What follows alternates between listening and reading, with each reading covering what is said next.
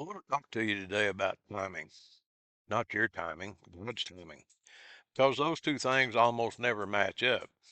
And the gap between them is where most of us do our hardest living. I became a pastor later than most people would expect. It wasn't something I planned. It wasn't something I rushed toward.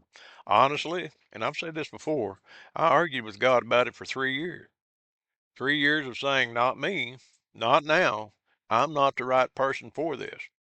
He waited me out.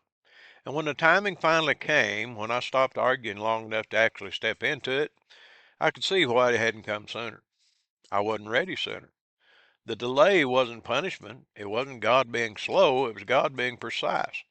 I've watched that pattern repeat itself enough times in my life now that I've stopped being surprised by it. But I haven't stopped being humbled by it because it requires something of you, trusting that timing. That doesn't come naturally to most of us. It requires believing that the one doing the timing knows more than you do, that his vantage point is higher than yours, that what looks like delay from where you're standing looks completely different from where he's standing. That's not easy faith, that's the hard kind. The easy kind is trusting God when things are moving the way you want them to, when the prayers are getting answered on schedule, when the story is going the direction you hope.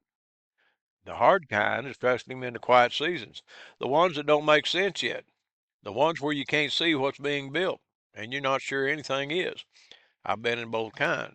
I imagine you have too. Here's what I know after 7 years. God has never once been early. Not in my life, not in anything I've watched him do in the lives of people I've pastored, but he's never been wrong either. And he's never been late, I'll say that. The timing that frustrated me most, the 3 years of arguing, the 40 years of wrong doors, the seasons that felt like pure waiting, all of it made sense eventually.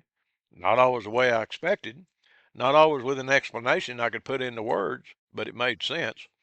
If you're in a season right now that doesn't make sense yet, I want you to hold on to that. You're not forgotten. You're not behind. You're not too late. You're just not at the end of the story yet. Neither am I. Keep going.